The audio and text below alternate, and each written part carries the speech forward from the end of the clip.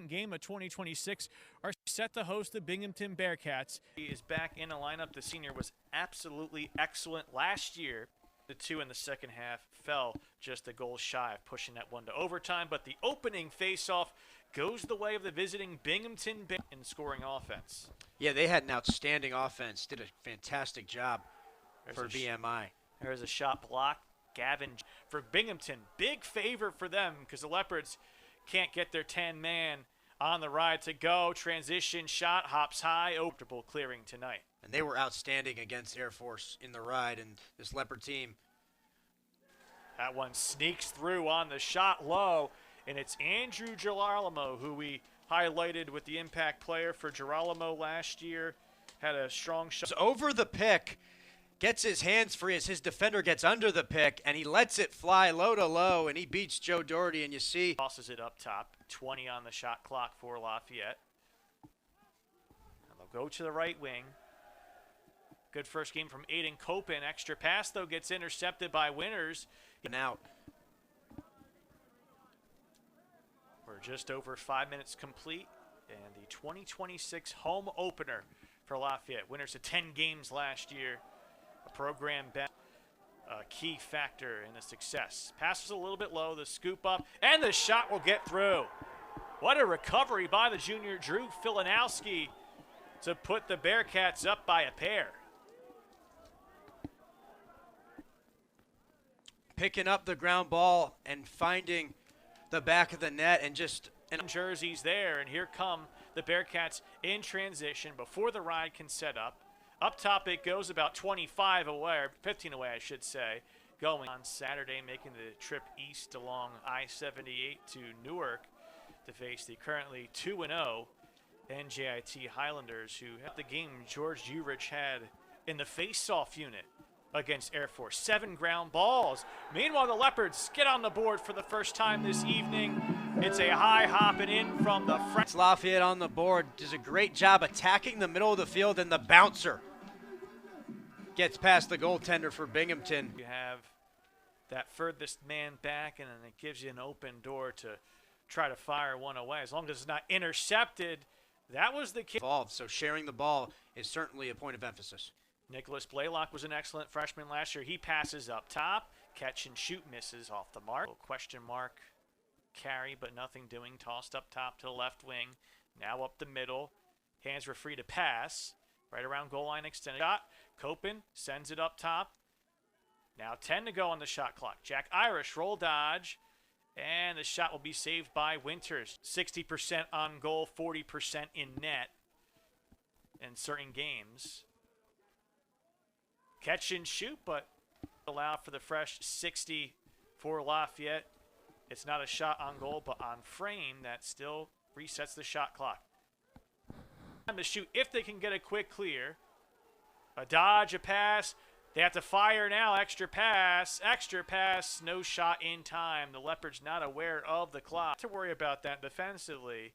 Offensively, yes, they have 2 goals, but 2 of those that maybe Joe Doherty. Quick ball movement by the Leopards. Under 20 on the clock to put something on target. Catch and shoot, but Winters is there. And here comes Lafayette. Odd man situation, 4v3. They got to capitalize. DiBattista will do just that. Make it a 14-game from Westwood, Massachusetts to tie it up at 2. And make it 3 face-off wins in a row for Lafayette after losing the first 3. Aiden Copen up top, fires another shot and gives the 11 seconds to make it 3-2. Their early offense, they're attacking while they're subbing. This is a Leopard team, dynamic offensively, and they can score goals in bunches just like that. DiBattista has his 3 goals in 3 possessions, 2 by number 3. He's going to start from the low wing, and he's going to get top side, and he's going to let it fly, and the Leopards. Preseason team this year as a senior. Binghamton will get on the board, though. They return the favor, and it's another all-conference preseason player, the second of the game. They're going to draw the slide, throw back, hands free, middle of the field, a ton of angle to shoot. Number 24, assisted by number and now these offenses can't miss. A face-off win for Lafayette. Hands are free to fire. This time misses high as the defense up top. Persistent on the feed and the finish. Blaylock on the helper, as impressive as the finish. And there'll be some dapping up as Joseph Duggan. I mean, a phenomenal pass right there. He pulls that across his body. In lacrosse, they call that a pull pass. Extremely difficult pass to execute. And Duggan, an accurate pass across your body while your momentum is going. The Dodger, and they're doing a great job of doing that. Attempt to shoot, hits the side of the cage. Blinkoff, who had 3 in his debut, the freshman at Air Force, in the starting lineup for the second time in as many games. And they have enough time to try to get some movement here. Up top for Jack Irish. Irish looking to dodge and fire. Couldn't get enough behind it. Misses high. Diving effort. Pass Geralamo is going to want back. When you're a scorer and one of the knowns like he is, you got to always be ready to pass. Masato looks for a shot, but recruited. Great job defensively to force the ball down on the dodge. But PJ Hodge could not get dictation in this evening's game. Both defenses have really been outstanding in the settled sixes. Drive and fire misses wide. And Nick Muller on the shot on goal that was denied. Again, it's been a while since we've seen a tally. And great finish by Muller, number 1, the senior attackman from Bergen Catholic up the road in Jersey. Fire. And you really see a lot of zone offense. You want to stretch the defense, create gaps. Again, in Syracuse says it'll be Terrapins Orange coming this weekend in a 1v2 matchup. Yeah, that'll be a lacrosse fans' dream match. It stays 6-3. Best case scenario, you get within a goal and you go 6-4. So minutes, and then Lafayette really found their footing as the game went on offensively. Should be interesting to see how Binghamton adjusts, but Alex.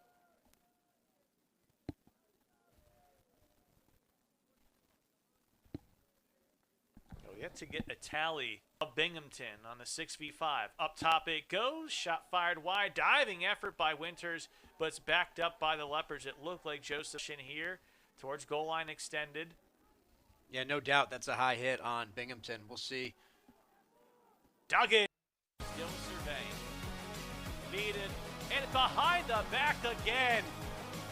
Patience by the Leopards pays off. Source of inspiration to feel like they can get back in the game, and it's going to have to start with the defense getting some stops for the offense to have possession.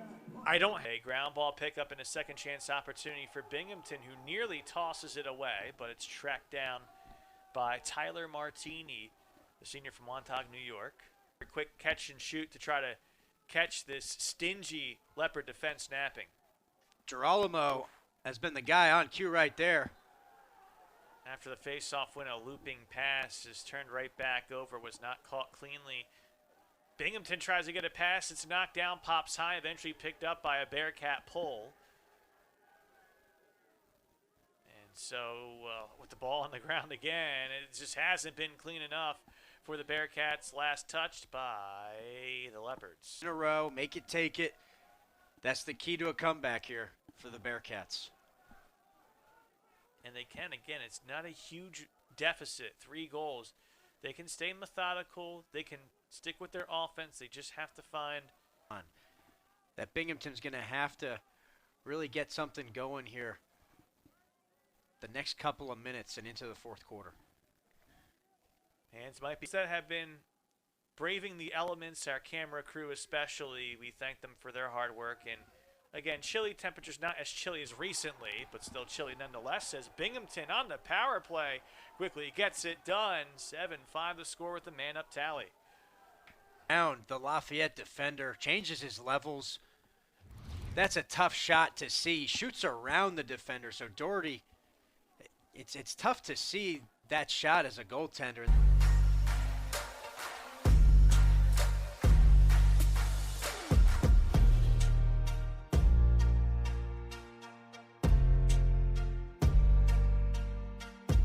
And finally, Patriot League on ESPN is brought to you by the Lafayette Sports Network.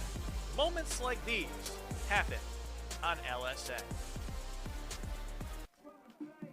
Well, Lafayette was feeling very much in control throughout the end of that third quarter. I think it starts with this first possession, this first ground ball right here. Ooh, pushing the back. We're out of bounds. Pushing the back. Yeah, green ball as and man-up opportunity. Binghamton 1 of 1, a quick goal by Jacobson on the first extra man opportunity. So there'll be a second here for Binghamton and a chance penalty. Penalty assessed against Lafayette for interference. Number 8, 30-second penalty. Defense going man, sliding, rotating, and they get in the passing lane to force. Not a turnover. Last touched by the Leopards. And if you're Binghamton, you will gladly take that reprieve. Us to see up top here. Oh my, right in front, but no good. In basketball, they should know, and they'll try to work through it. Wraparound shot, and Doherty, what's the call here? They had the side of the net. Looks like it got stuck. Yeah, somewhere. In Doherty's shoulder pad. Side of the net, I couldn't tell where the ball is. Control of his captainship, back-to-back three-point games, 4 goals, 2 assists in this young season, already surpassing his totals from last year when he played in 9 games. I believe was dealing with some injury last year, but he's been quick to start this one. Facone ran right into Kant on Saturday, and then a different look with Drexel next Tuesday. This is when you really want these games to be ones that contest you for the regular season league play. And I mean, talk about exciting lacrosse.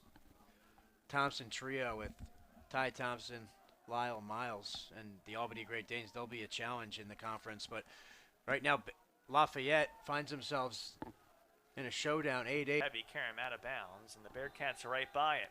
Will Feldman will restart the action. It was a block, so the shot clock not reset. 15 to put it on target, and Feldman gets denied.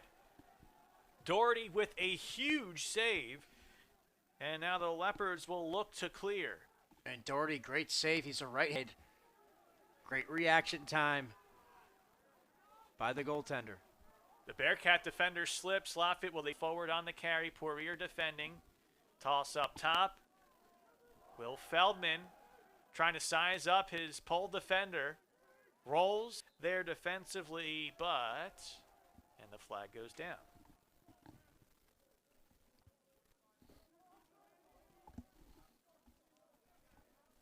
Well, if you're Binghamton, you get an opportunity here, man up. And 4 goals for 2-4 in the green jersey. Geralamo, he's been as advertised. Just steps into one here. They get the defense moving, and he has been outstanding tonight. A marksman-like effort by Geralamo to hit top shelf left corner. I mean, I don't even think it rippled the net at all, but it was in. And it's accepted. Okay, so I'm actually going to give you a shot at this. Was that ball received with a foot over midfield where there would be 7 guys on one side? Wow. I'll tell you this.